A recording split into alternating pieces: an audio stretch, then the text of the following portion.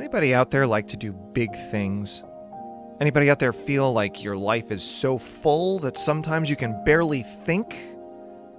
Anybody out there wonder if there's a better way? Yeah, me too. In this much belated episode, I'm asking big questions about how much work is enough and how to make that happen in an ambitious life. You're on the I Heart This train, my friends. Let's talk about what we love.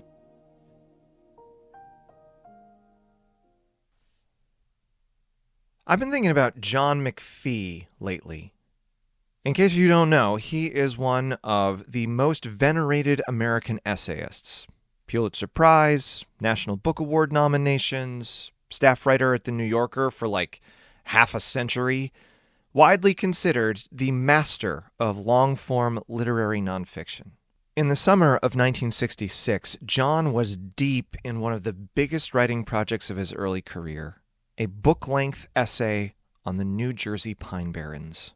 It had taken 8 months to finish the research. Just the research. It was, as he put it, enough research to fill a silo, and then, daunted by this immensity, he spent 2 weeks lying on a picnic table in his backyard, staring into the branches of an ash tree, wondering how the hell he was going to turn it into a coherent essay. What strikes me about this story isn't the fact that a great writer got writer's block, or the fact that after 2 weeks, 2 weeks, he had an epiphany that led to one of the greatest American essays of the 20th century. What strikes me is that he stayed on the picnic table, waiting and thinking and waiting without succumbing to the impulse to rush over to the typewriter and get busy. I've been thinking about John Mcphee because I've been having my own picnic table moment, overwhelmed by the scale of what I've committed to, both in this podcast and in the rest of my life. Regular listeners will know that since February of this year, I have been writing, revising, recording, editing, and producing an episode of I Heart This every single week. What you may not know is that I'm also trying to revise a novel, outline another, organize a public event in November that is so big we had to rent a theater. Other projects have been languishing on the back burner, including a couple of art science performance pieces and a new YouTube channel. Thankfully, I have just finished installing heat pumps in my house, so now at least that's off the table.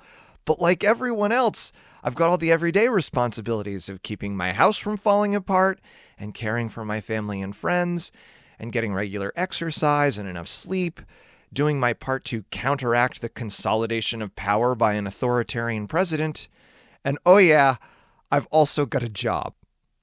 Look, I know I'm not alone in this. Overwhelm is as common as dirt. But like with grief and falling in love, just because something is commonplace doesn't make it any more manageable when it's happening to you. My overwhelm caught up with me last Wednesday night as I was trying to finish this episode before my midnight deadline. I had a 1,700-word draft, and I might have recorded it, but I just couldn't bring myself to do it.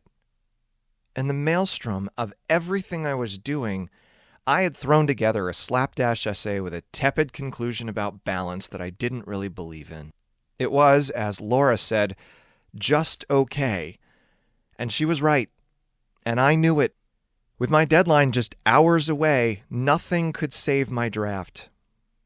There was no time to lie on the picnic table. That story about John Mcphee raised questions that no doubt you've wrestled with too in your life. How much work do you want to do? And at what pace? And how much is too much? And how much latitude do we give ourselves to rest and think and dream? Our answers to these questions affect the quality of our lives, but also the quality of our work. There is a voice in my heart. I'll call it the dynamo. And it has a lot to say about this. The dynamo wants to accomplish great things, to write poems and podcasts and science lessons that would make your jaw drop. It wants to make beauty the world has never seen. It cites over a century of research. What, the voices in your heart don't do citations? Well, that's funny. Mine always do. Anyway, the research is convincing. People who make immortal works of art and history-changing discoveries are invariably people who just make a shit ton of things. They're not afraid to work and to sacrifice. Because apparently quality is a consequence of quantity. Now, partly this is just the law of large numbers. If you write 100 books, you have a much better chance that one of them will delight your readers than if you just write 2 or 3. But partly it's about honing your craft. The Beatles played 7-hour sets at dives in Hamburg's red light district for nearly 2.5 years. It was grueling. But when they returned to Liverpool, they had an encyclopedic repertoire, and they were masters at commanding an audience's attention. Or how about the Vlogbrothers making 2 video essays a week since the beginning of YouTube? As the Nobel-winning chemist Linus Pauling said about his secrets to scientific insight, well, you just have lots of ideas, and throw away the bad ones. It was with this in mind last February that I committed to the 1 episode per week pace. A pace that sharpened my eye for good stories and helped me experiment with a whole variety of structures and forced me to very quickly cut to the emotional core of an idea. But there's another voice in my heart that vociferously argues against the dynamo. Let's call it the monk. And the monk says, life isn't about what you do, Ben. It is about who you're going to be. And all this doing will get in the way of being. And as far as the monk is concerned, how much work do I want to do and at what pace are the wrong questions? And the monk makes convincing points. One is that the logical consequence of quality is a function of quantity is workaholism. I mean, Danielle Steele might be the 4th best-selling fiction author of all time because she's written about 200 books. But do you really want to be like her? Chained to her computer every day from dawn till dusk, skipping holidays and subsisting on toast? I mean, seriously, because that's how she does it, even though she's like 70-something now. And my answer is definitely no. I'd rather give up writing altogether. But the monk says this isn't just about quality of life. It's also about the quality of your work. Because filling your life up with activity erodes your ability to do any of it well. Not only does it dilute your effort, but the psychic load of tracking so many projects clouds your concentration. You get overloaded, exactly like I did on Wednesday night. For the monk, doing more eventually gets in the way of the work itself. Like the rock star, who instead of glorying in the living dream of his first world tour gets sullen and grouchy at journalists and fans alike because the pace of it is grueling, the performances never stop, and he has no space to do the thing he loves most, which is to actually write music. In my life, I have loved both the monk and the dynamo. When I was a kid, my greatest hero was John Muir, the vagabond poet of wild places. Like him, I ached to wander, free and aimless through the wild. And in my own small way, I did. In my 20s, I spent whole days sitting in the woods, watching birds and tracking bears, while my peers were out starting careers. Sometimes I'd just study the lichens on an old stump for an hour. Sometimes I would just let my attention drift from leaf to cloud to sky. I didn't write much in those days. Maybe an occasional poem, but only when the words bubbled up and spilled over and I couldn't contain them anymore. It wasn't a practice, it was a reflex. But some of those poems are among my life's best. I dare not revise a word lest I disturb their perfection. My 30s were different. I learned to chase dreams with passion, to push myself through the last miles of a marathon and find that I could do it after all. I worked all day at school and wrote with the discipline of a soldier after the kids were finally asleep, only to discover one Christmas Eve, almost exactly at midnight, that me, Ben Lord, had finished a novel. I will never forget the profound joy that settled over me that night. I didn't always love the intensity of the work, but I often did.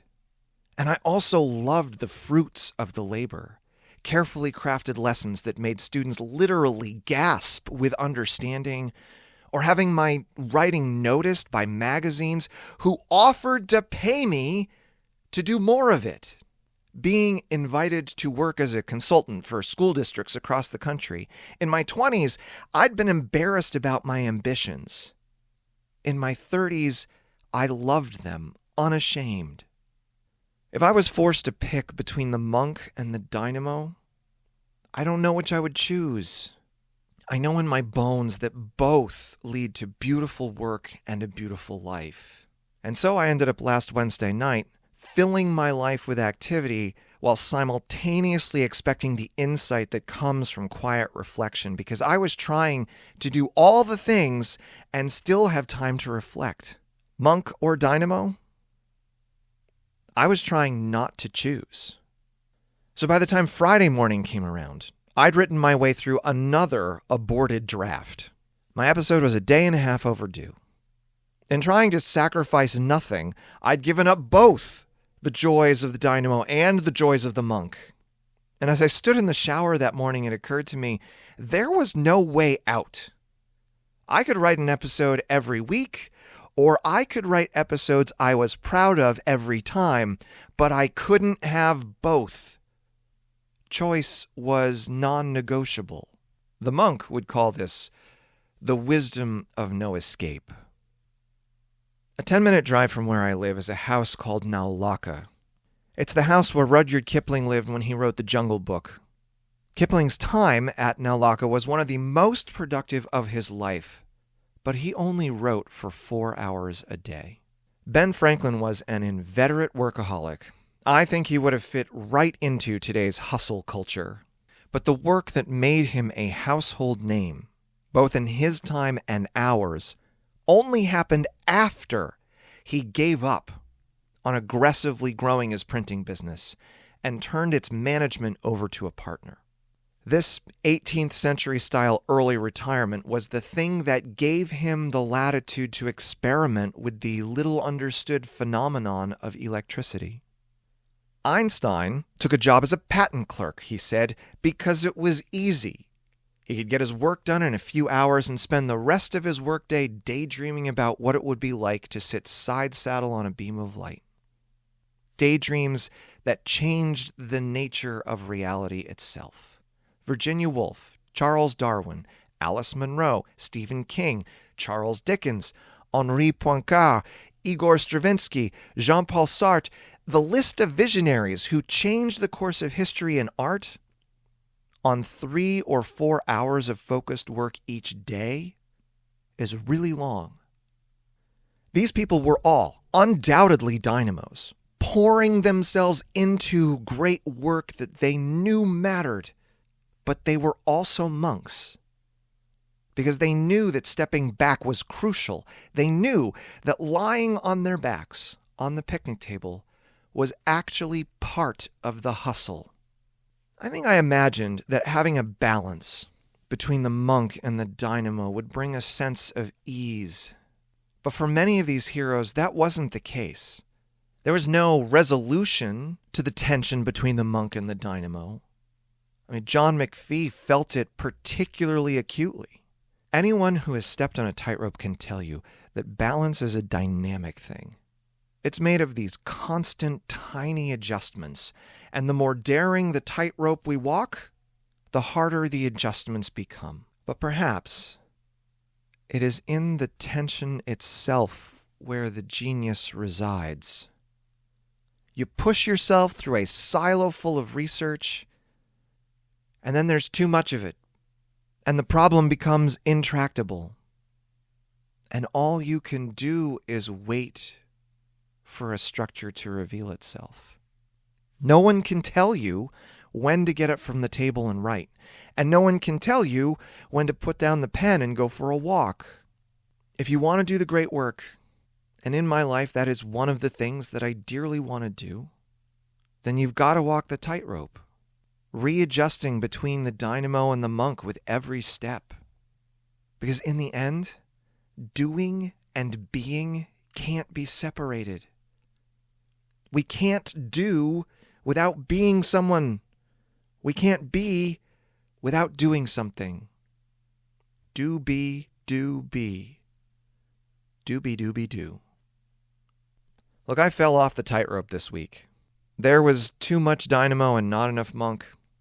And it compromised both the quality of my work and the quality of my life. But it wasn't so bad. I had a good net. I learned a few things. So here I am, getting back on the tightrope, with a new voice in my heart. Maybe it's the voice of John Mcphee, reminding me that our work and our lives have rhythms, fast then slow, then fast again. Right now, I've got to slow down, so I've decided to step back from weekly episodes. Perhaps I'll write every other week for a while.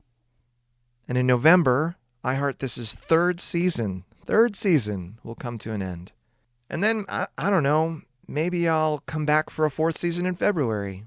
Maybe I'll turn instead to some of those projects languishing on my desk. Maybe, like poetry did in my 20s, I'll just wait until the I Heart This episodes bubble up from within on their own syncopated schedule. It's been a long run, and I'm proud of the work that I've done here. But maybe it's time for something new. This weekend, I'm going on a writer's retreat by the coast. I'll walk in the woods, watch some birds, track some bears.